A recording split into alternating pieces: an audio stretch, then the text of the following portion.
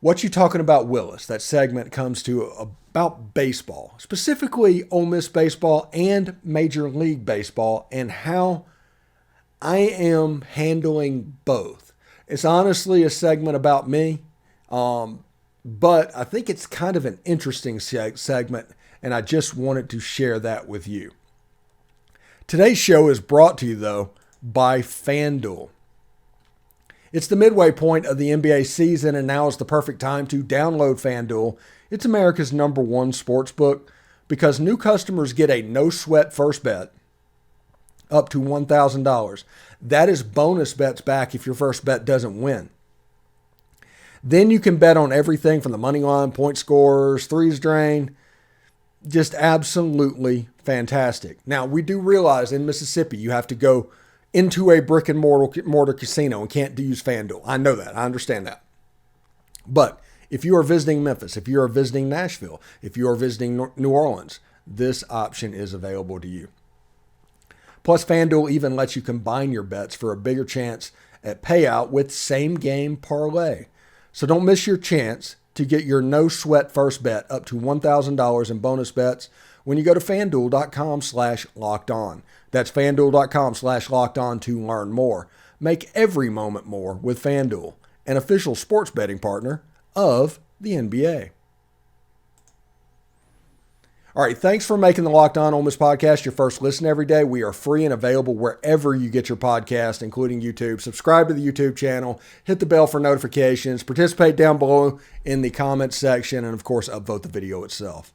So, in this week's What You Talking About, Willis segment, we are talking about the role of baseball to the sports fan, and specifically the Ole Miss fan, and how I'm handling it this season. You can see the hat behind me. My Detroit Tigers hat is back there, and I'll tell you how I got there. Because I had a unique situation to where baseball lost me in 1994, completely. I completely went cold turkey, went away, and it was gone for 30 years. But I had the opportunity to do something that not many people get to do. And that is a late in light sports fandom to where you can absolutely pick what you want and how you want to handle it and what you want to enjoy. And I'll tell you exactly how I got there. But what started this whole thing was, honestly, when I first started talking about Ole Miss back in 2020, I think it was. Man, it's been 3 years already.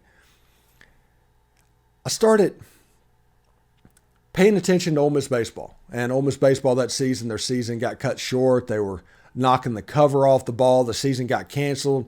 That team had a chance to go really, really far, just period. But whenever you were doing that, I was like, okay, that's something to keep an eye on. And it was kind of fun, the energy that they played with. And I liked some of the players. And, you know, it kind of reminded you when you was a kid. Because when I was a kid, baseball was my #1 sport, period. It wasn't a football thing. It was a baseball thing. And I watched Major League Baseball nearly every day. Just whenever you came home from school, WGN was on. You had TBS broadcasting games. There was always a baseball game for you to watch.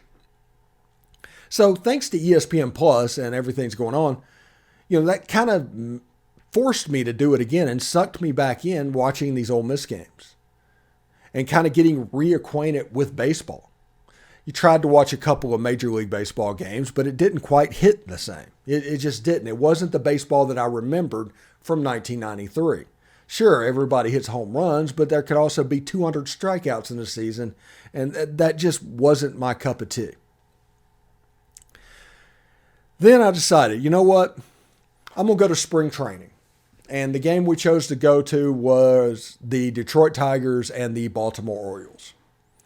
And I wanted to see what the new rules were and how they would be implemented and how that changed and all of this stuff going on. How quick and how fast-paced of a game it is. Is there so much time wasting that became almost a gamesmanship before then? Whenever Texas A&M was playing 4-hour baseball games. How do we prevent that? Because that was unwatchable.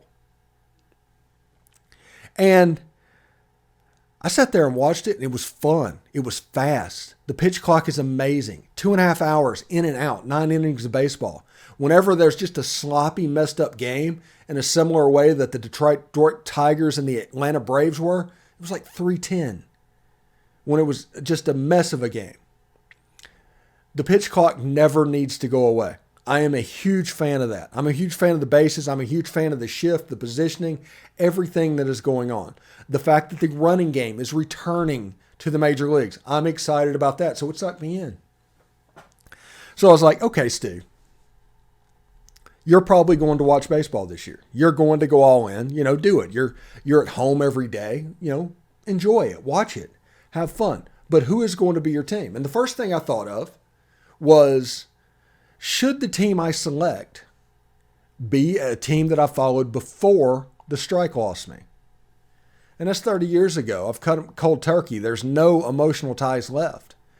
So I decided a new team would be more fun. So the Cubs and the White Sox, they were out. Then I decided, I don't want to glory hunt. I do not want to be that fan. Whenever all these people came on board the Saints bandwagon after they won the Super Bowl, that drove me absolutely crazy. So I did not want to glory hunt. So no Houston Astros, no Philadelphia Phillies, no LA Dodgers, no Houston Astros, no Atlanta Braves, New York Yankees. Those teams, they're out. And then I thought, the Pacific time and the Mountain time zone, they're out as well, because I'm on the East Coast. Watching a West Coast game is at best problematic. So they're out as well. And spring training had to be in Florida. So after it all goes down, you had Toronto, you had Baltimore, you had Minnesota, you had Pittsburgh, you had Detroit. Those were the 5 teams that we'll say finalists. Now, I irrationally do not like the Toronto Blue Jays, and that goes back years. That is nothing new. So they were out. The Orioles and Nationals, they were out because I lived in that area, and they didn't really grab me then. So they're gone. Pittsburgh Pirates, even though I respect how they got their name, I just can't be a Pirates fan.